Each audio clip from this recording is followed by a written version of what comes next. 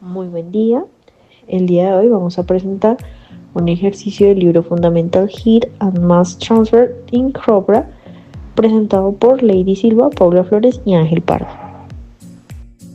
El ejercicio que nos correspondió es el 5.49.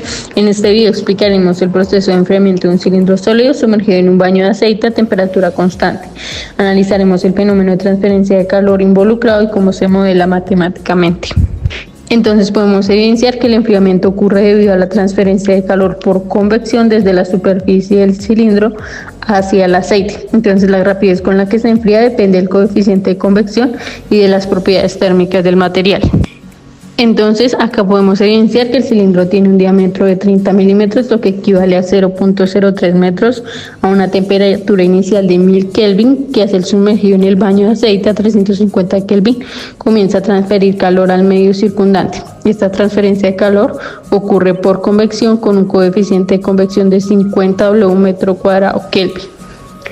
El cilindro tiene unas propiedades en cuanto al material, que es la densidad de 400 kilogramos sobre metro cúbico, una capacidad calorífica de 1600 joules sobre kilogramo Kelvin, una conductividad térmica de 1.7 W metro Kelvin. Estas propiedades afectan la forma en que el cilindro se va a enfriar, ya que se determina su capacidad para almacenar y transferir el calor. También podemos observar en la imagen que la temperatura de la superficie del cilindro en un momento dado indica 500 Kelvin. Esto quiere decir que la superficie se ha enfriado, pero el interior del cilindro puede estar aún más caliente. Todo esto lo vamos a saber según el número de Biot, el cual nos va a ayudar a analizar si el cilindro se enfría de manera uniforme o si hay un gradiente de temperatura en su interior. Para llevar a cabo el desarrollo de la fórmula del Biot, entonces primero necesitamos calcular la longitud característica, el cual es el radio sobre 2. Entonces como resultado obtenemos que nos da 0.075 metros y posteriormente lo reemplazamos en la fórmula. Entonces Biot es igual a el coeficiente de convección por la longitud característica sobre la conductividad.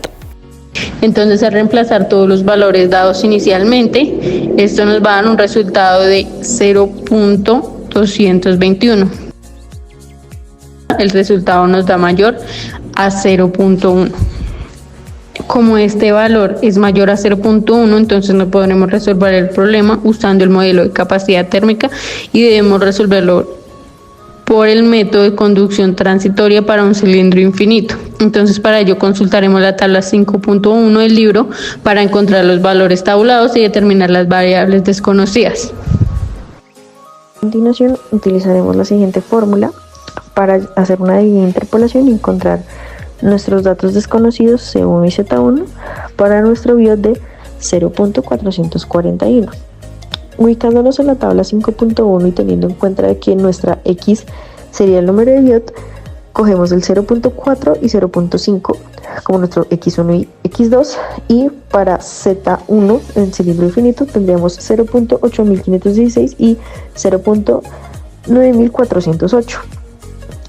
Para C sería 1.932 y 1.1143 como Y. Entonces, reemplazando en la fórmula, tendríamos que nuestra Z daría un igual a 0.889064, mientras que para C1, nuestra fórmula reemplazada daría un igual a 1.14832. Para poder encontrar J sub 0, debemos tener en cuenta el número en Z y utilizar la tabla de Wiesel, que sería la B.4, teniendo como referencia para la interpolación los datos en X 0.8, 0.9, y para J sub 0 serían como nuestras Y 0.8463 y 0.8075. Ya reemplazando en la fórmula de la interpolación, tendríamos como resultado que J sub 0 daría igual a 0.8121. Ya obteniendo los incógnitas de la ecuación, procedemos a calcular θ restando la temperatura deseada menos los 350 Kelvin de la temperatura de la superficie sobre la temperatura inicial, que sería 1000 Kelvin, menos la temperatura de la superficie, teniendo como resultado un θ de 0.231. Ya despejando a Fourier de la ecuación, obtendríamos que Fourier daría un resultado de 1.72.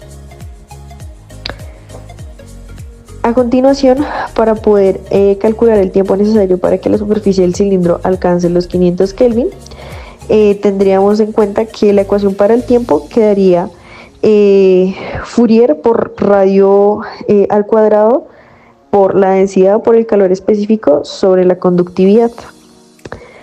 De esta manera, al reemplazar los datos con nuestros resultados, podemos obtener que el tiempo sería de 145 segundos aproximadamente. Ahora vamos a analizar la gráfica que muestra cómo evoluciona la temperatura de la superficie del cilindro con el tiempo, considerando dos valores de coeficiente de convección. Para generar esta gráfica utilizamos Python con las librerías NumPy, Matplotlib y SciPy. Particularmente SciPy nos permite calcular funciones de Bessel esenciales para resolver la ecuación transitoria de conducción de calor en cilindros. Calculamos la temperatura de la superficie en función del tiempo para los dos coeficientes de convección y graficamos los resultados. Marcamos los valores en T 300 segundos y los comparamos. Podemos ver que con el coeficiente de 50 el enfriamiento es más lento, mientras que con el coeficiente de 250 la temperatura baja mucho más rápido. Confirma que un mayor coeficiente de convección acelera la transferencia de calor al fluido. Podemos ver los valores finales para los 300 segundos. Los puntos marcados en la gráfica los resaltan. En resumen, usamos Python y librerías para calcular las funciones de Bessel y calcular la evolución de la temperatura.